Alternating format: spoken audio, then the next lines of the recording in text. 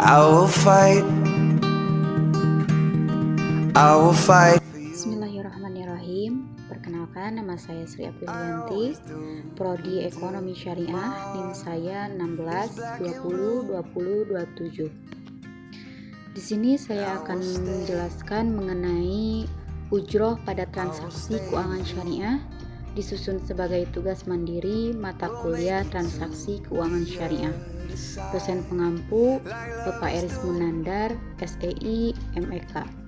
Program Studi Ekonomi Islam Sekolah Tinggi Ekonomi Islam Arisalah Ciamis tahun 2020.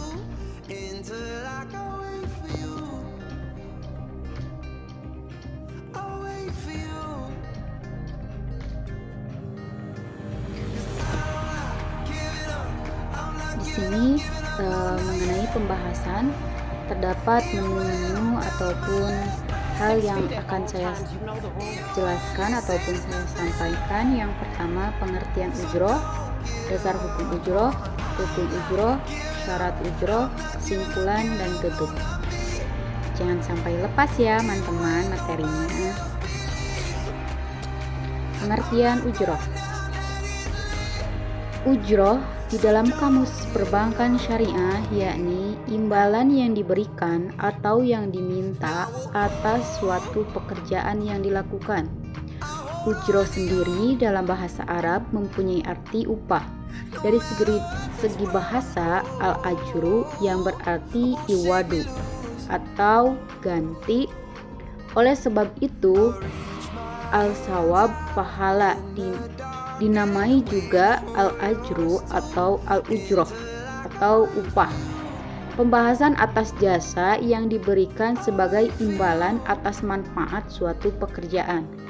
Yang ketiga, upah dalam kamus bahasa Indonesia bermakna uang yang dibayarkan sebagai pembalas jasa atau sebagai pembayar tenaga yang sudah dikeluarkan untuk mengerjakan sesuatu. Upah dalam Islam masuk juga dalam bab ijaroh sebagai perjanjian kerja. Menurut bahasa, ijaroh berarti upah, ganti, imbalan. Karena itu lafaz ijaroh mempunyai pengertian umum yang meliputi upah atas pemanfaatan suatu benda atau imbalan suatu kegiatan atau upah melakukan sesuatu aktivitas. Berdasarkan beberapa uraian mengenai definisi ujroh ataupun upah sebagaimana di atas, maka dapat disimpulkan bahwa upah atau ujroh adalah suatu biaya yang didapatkan atas suatu jasa yang telah dilakukan. Pembayaran upah menurut Hambali adalah sah untuk memberikan langsung atau menangguh upah, ataupun memberikan sebagian atau menangguhkan yang sebagian lagi sesuai dengan kesepakatan bersama. Jika sebelumnya ada kesepakatan tertentu, maka wajib bagi pemakai jasa untuk memberikan upahnya sesuai dengan kesepakatan yang telah disepakati. Terdapat beberapa pendapat imam mazhab fikih Islam sebagai berikut. Para ulama dari golongan Hanafiyah berpendapat bahwa al-ijaroh atau ujroh adalah suatu transaksi yang memberi faedah pemilik suatu manfaat yang dapat diketahui kadarnya untuk suatu maksud tertentu dari barang yang telah disewakan dengan adanya imbalan. Yang kedua, ulama madhab Malikiyah mengatakan selain al-ijaroh atau ujroh, dalam masalah ini ada yang diistilahkan dengan kata al-kiro yang mempunyai arti bersama. Akan tetapi untuk istilah al-ijaroh, mereka berpendapat adalah suatu akad atau perjanjian terhadap manfaat dari adanya manusia dan benda-benda bergerak lainnya. Ulama Syafi'iyah berpendapat al-ijaroh atau ujroh adalah suatu akad atas suatu manfaat yang dibolehkan oleh syara dan merupakan tujuan dari transaksi tersebut, dapat diberikan dan dibolehkan menurut syara disertai sejumlah imbalan yang diketahui. Dasar hukum ujroh.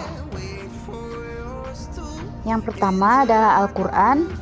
firman Allah dalam surat Al-Baqarah ayat 233 yang artinya, dan jika kamu ingin anakmu disusukan oleh orang lain, maka tidak ada dosa bagimu apabila kamu memberikan pembayaran menurut yang patut. Bertakwalah kepada Allah dan ketahuilah bahwa Allah Maha melihat apa yang kamu kerjakan. Dari penjelasan yang di atas, wajib atas seorang ayah yang menyusukan anaknya kepada orang lain menyerahkan upah penyusuan dengan yang sepatutnya, yaitu tanpa menunda-nunda dan menguranginya.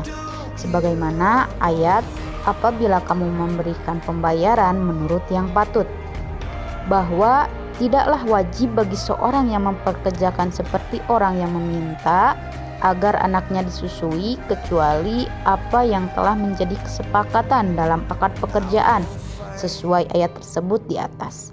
Maka apabila orang yang dipekerjakan meminta kepadanya untuk menambah dari upah yang telah disepakati, maka tidak wajib baginya untuk memenuhinya walaupun kebutuhan bertambah.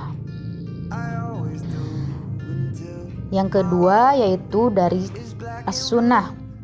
Hadis riwayat Ibnu Majah dari Ibnu Umar bahwa Nabi Muhammad SAW dari Abdullah bin Umar radhiyallahu anhu, beliau berkata, Rasulullah SAW bersabda, berikanlah upah buruh itu sebelum keringatnya kering.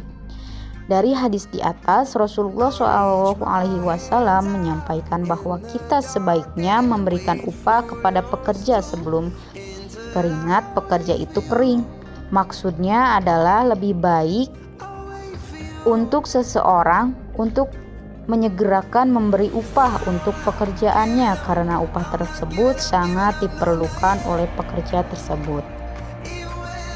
Yang ketiga dari Fatwa DSN MUI, Fatwa Dewan Syariah Nasional nomor 56/DSN MUI /5/2007 tentang ketentuan review ujroh pada lembaga keuangan syariah. Di dalam fatwanya dijelaskan bahwa Dewan Syariah Nasional telah menimbang bahwa ujroh dalam ijaroh harus disepakati pada saat akad.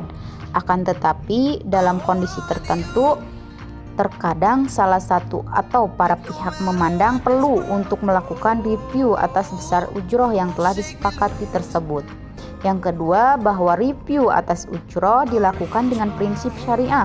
Dewan Syariah Nasional memandang perlu menetapkan fatwa tentang review ujroh untuk dijadikan pedoman lembaga keuangan syariah. Rukun ujroh. Rukun merupakan hal yang sangat esensial, artinya apabila rukun tidak dipenuhi atau salah satu di antaranya tidak sempurna, yaitu cacat, maka suatu perjanjian tidak sah atau batal. Menurut jumhur ulama, ada 3 unsur yang membentuk sebuah perbuatan, yaitu yang pertama, akid atau pelaku akad, al-mu'jir atau al-mustajir, merupakan orang yang menerima dan memberikan upah dan yang menyewakan sesuatu. Diisyaratkan pihak-pihak yang melakukan akad telah dipandang mampu, baligh, berakal, bertindak menurut hukum. Apabila belum mampu, maka boleh dilakukan oleh walinya. Maka tidak boleh dilakukan suatu akad jika dilakukan oleh orang gila, anak kecil, hukumnya tidak sah. Apakah ada pertanyaan teman-teman? Bila ada pertanyaan, silahkan isi kolom komentar di bawah ya. That's all I can convey on this occasion. I do apologize for my mistake because the truth is only belong to Allah and fall is mine. Demikian presentasi yang dapat saya berikan. Mohon maaf apabila dalam penyampaiannya ada kesalahan, karena kebenaran dan kepintaran itu datangnya dari Allah dan kesalahan itu merupakan kebodohan saya. Wassalamualaikum warahmatullahi wabarakatuh.